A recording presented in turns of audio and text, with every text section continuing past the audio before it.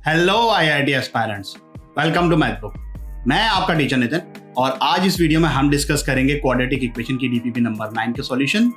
So without further ado let's get started. Find the values of a for which the roots of this equation are of opposite sign. Opposite sign का मतलब एक root 0 से बड़ा हो गया, एक root 0 से छोटा हो गया, मतलब पॉइंट ऑफ इंटरेस्ट यहां पर अपना बन गया 0। तो कंडीशन क्या होती है, एक रूट के से बड़े और एक रूट के से छोटे के लिए a टाइम्स एफ ऑफ के लेस देन 0। तो यहां पर a की जगह क्या लिखा हुआ है, a square minus a plus 2। Point of interest यहां पर अपना 0 है, तो एफ ऑफ 0 अपने पास क्या बच जाएगा, 9 times a raise to power 4 minus 16 less than 0। अब ये जो एक्सप्रेशन है a square minus a plus 2, ये एक क्वाड्रेटिक है जिसमें कोएफिशिएंट लीडिंग टर्म का पॉजिटिव है और उसका d नेगेटिव है। मतलब ये जो एक्सप्रेशन है इट इज ऑलवेज पॉजिटिव। तो पॉजिटिव की तो इनइक्वालिटी में कोई इज्जत होती नहीं है। All I am left with this expression. तो a raise to power 4 minus 16 less than 0, इसको मैं फैक्टर्स कर लूं तो ये हो जाएगा a square minus 4 into a square plus 4 less than 0। a square plus 4 ये भी पॉजिटिव है ऑलवेज, तो अपने पास सिर्फ क्या बच गया, a square minus 4 less than 0। उसके फैक्टर्स हो जाएंगे a minus 2 into a plus 2 less than 0। Wavy curve से हमको इसको सॉल्व करते आता है बहुत ही इजीली। ये आंसर आ गया a की वैल्यू -2 से 2। आगे बढ़ते हैं अगले क्वेश्चन की तरफ। Find the values of k for which one root of the equation is less than 1 and the other is greater than 1। अब ये हमने जो 5 स्पेशल केसेस पढ़े थे क्लास में, ये उनमें से कुछ नहीं है। तो क्या करेंगे, ग्राफ बनाएंगे। अब ग्राफ बना के समझते हैं चीजों को कि क्वेश्चन में क्या लिखा हुआ है। क्वेश्चन में ये लिखा हुआ भाई कि जो इसका ग्राफ है वो इस तरीके से होना चाहिए कि एक रूट 1 से छोटा है और दूसरा रूट 2 से बड़ा है। तो इस टाइप का ग्राफ हमारा बन गया। अब हमें लगानी है कंडीशन। कंडीशन डी पर, डी पॉजिटिव है, क्लियरली दिख रहा है, लेकिन कुछ वैल्यूज नेगेटिव आएगी, तो D is an insignificant condition. -b/2a पे फिर से कोई कंडीशन लगा नहीं पाएंगे। क्या क्या चीजें यूज होगी यहाँ पर कि एक तो 1 के करस्पॉन्डिंग जो वैल्यू है y की वो नेगेटिव है, और हिंदी वाला 2 के करस्पॉन्डिंग जो वैल्यू है y की वो भी नेगेटिव है। So basically if this is my f of x, I want f of 1 and f of 2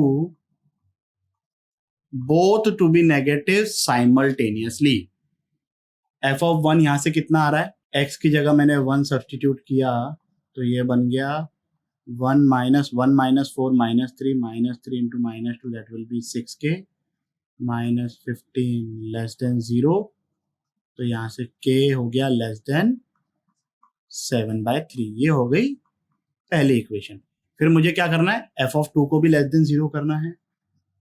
तो f of 2 आ गया 4 2 minus 2 plus 4k minus 15 less than 0। तो k आ गया लेस देन 11/4। इन दोनों का मुझे निकालना है इवेंचुअली इंटरसेक्शन। तो इंटरसेक्शन आ जाएगा k लेस देन 7/3। 7/3 छोटा है 11/4 के कंपैरिजन में, तो जो चीज 7/3 से छोटी है वो ऑब्वियसली 11/4 से भी छोटी है। Vice versa is not true. आगे बढ़ते हैं अगले क्वेश्चन की तरफ। Alpha and beta are the roots of this expression. Lambda real number ही होगा ऑब्वियसली, सच दैट एक रूट 1 से 2 के बीच में है और दूसरा रूट 2 से 3 के बीच में है। ये भी हमारा कोई स्टैंडर्ड केस नहीं है, तो क्या करेंगे भाई, ग्राफ बनाकर चीजों को समझेंगे।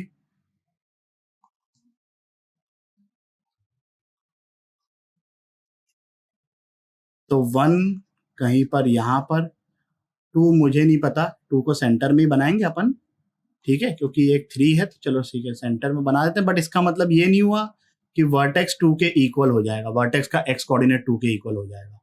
हो भी सकता है, नहीं भी हो सकता है। तो अब यहां से कंडीशंस क्या क्या लगेगी, ये तो हो गया अपना एफ एक्स।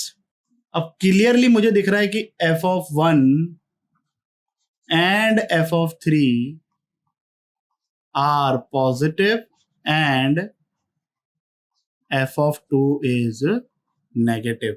किसी एक पॉइंट पर वैल्यू हमने नेगेटिव इंश्योर कर दी तो डी ग्रेटर देन 0 लगाने की कोई जरूरत नहीं है। माइनस बी बाय 2 पे कंडीशन लगा नहीं पाएंगे, वो कुछ भी हो सकता है, 2 से बड़ा, 2 से छोटा, 2 के इक्वल।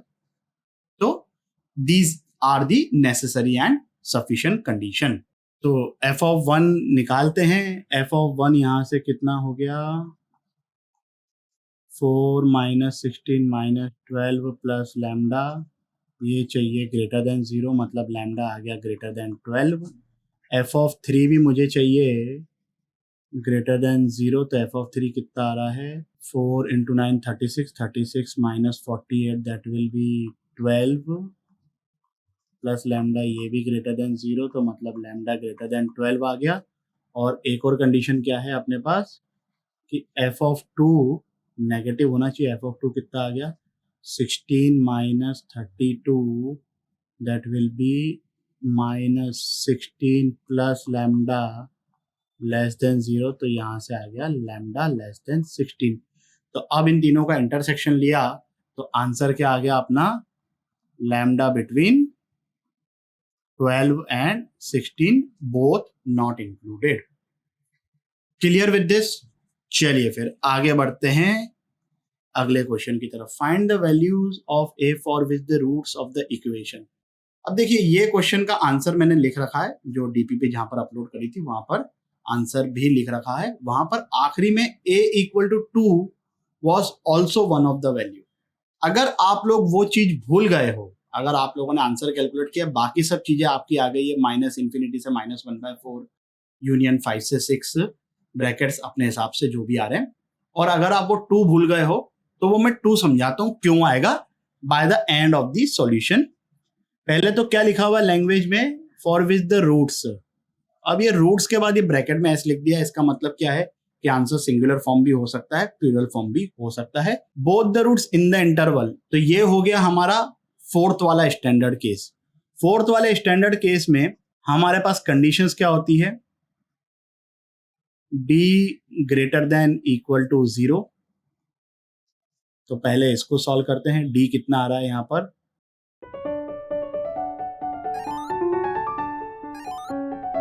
तो यहां से आ गया ये a less than equal to 6। Second condition क्या है अपनी, माइनस बी बाय 2 है between k1 and k2। k1 k2 यहाँ पे कितना है, -2 and 1, तो मेरे पास आ गया -2 is less than minus b, मतलब -2a बाय 2 टाइम्स a -2, और ये आ गया लेस देन k2 मतलब 1। अब यहाँ पर चीजों को क्रॉस मल्टीप्लाई अपने को नहीं करना है, वेवी कर्व में इसको अपन ने बहुत ढंग से समझा है। पहले मैं इतने पार्ट को सॉल्व करूंगा चीजों को इनइक्वालिटी के एक साइड ले जाकर, तो मेरे पास आ रहा है a by a -2 -2 less than 0, तो यहाँ से आ गया a -2a plus 4 by a -2 less than 0, मतलब न्यूमरेटर में आ गया a -4 करके मैंने लिख लिया, ये a -2 और ये ग्रेटर देन 0। तो यहां से अपने पास a की वैल्यू आ गई -इंफिनिटी से 2 यूनियन 4 से इंफिनिटी। इसको मैं बोल देता हूं सेकंड इक्वेशन।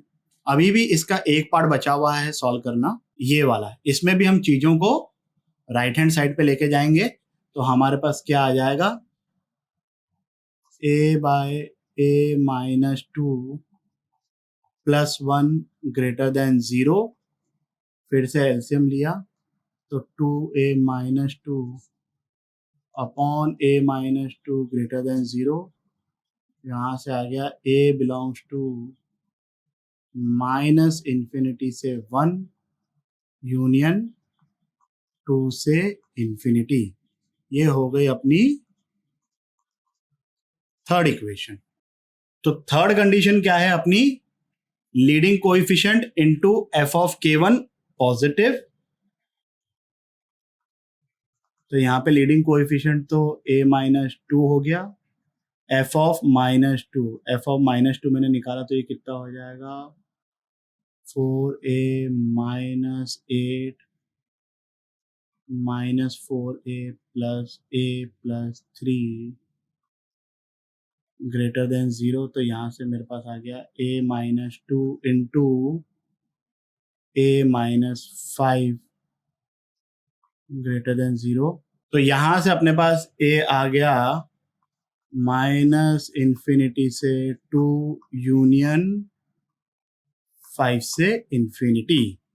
उसी तरीके से अपने को a times f of k2 को भी पॉजिटिव करना है, तो ये a माइनस 2, तो x की जगह मैंने 1 सब्सटीट्यूट किया तो मुझे क्या मिल जाएगा, a प्लस 2 है 3a, 3a प्लस a बोले तो 4a माइनस 2 प्लस 1, ये ग्रेटर देन 0, मतलब यहाँ से आ गया a belongs to minus infinity से माइनस 1/4 यूनियन 2 से इन्फिनिटी।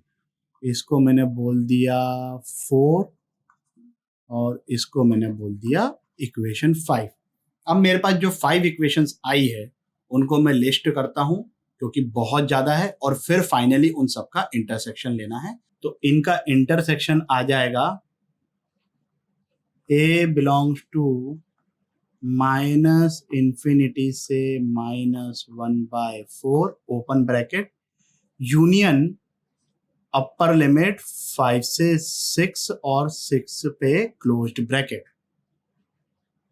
बट ये वो आंसर नहीं है, इसमें एक वैल्यू a इक्वल टू 2 और भी है, वो कहां से है समझते हैं। देखिए सब कुछ जो हमने किया है, this was under the assumption that it is a quadratic equation. अगर ये क्वाड्रेटिक इक्वेशन नहीं हुई तो, क्योंकि यहां पर जो है एग्जामिनर ने सिर्फ ये लिखा है कि भाई हमें चाहिए कि इसके जो भी रूट्स हैं वो -2 से 1 के बीच में हो। उसने ये नहीं लिखा है कि दोनों रूट्स, उसने ये बोला है कि अगर इसका एक रूट हो वो भी -2 से 1 के बीच में होना चाहिए, और अगर इसके 2 रूट्स हैं तो वो भी -2 से 1 के बीच में होने चाहिए। 2 रूट्स -2 से 1 के बीच में, उसको तो अपन ने हैंडल कर लिया दुनिया भर का तामझाम कर कर। लेकिन क्या अगर ये क्वाड्रेटिक इक्वेशन हुई नहीं तो, और अगर ये क्वाड्रेटिक इक्वेशन नहीं है इसका मतलब है कि a इक्वल टू 2 है। a इक्वल टू 2 पर अगर मैं इसकी वैल्यू देखूं तो x की वैल्यू कितनी आ रही है,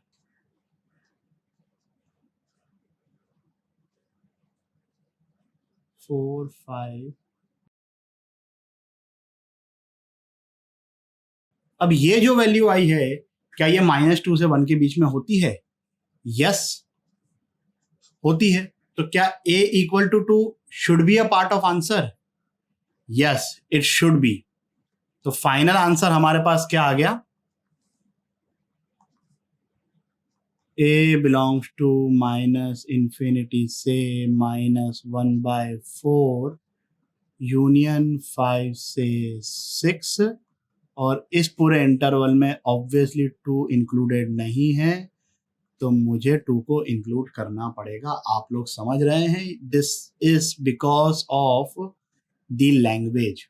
अगर यहाँ पर ये ब्रैकेट में s नहीं लिखा हुआ होता, रूट से लिखा हुआ होता, तब तो ये प्लूरल फॉर्म हो जाता, तब तो इसका मतलब है कि एग्जामिनर आपको बोल रहा है कि हाँ भाई हम 2 रूट्स की बात कर रहे हैं। लेकिन ब्रैकेट में s लिखा हुआ, इसका मतलब है कि it can be a singular form, it can be a plural form. इस वीडियो के लिए बस इतना ही। आशा करता हूं कि आपके सभी डाउट्स क्लियर हो गए होंगे। अगर हो गए हैं तो लाइक, कमेंट, सब्सक्राइब करें और अपने दोस्तों के साथ भी शेयर करें। अगले वीडियो तक के लिए सावधान रहें, सुरक्षित रहें। जय हिंद।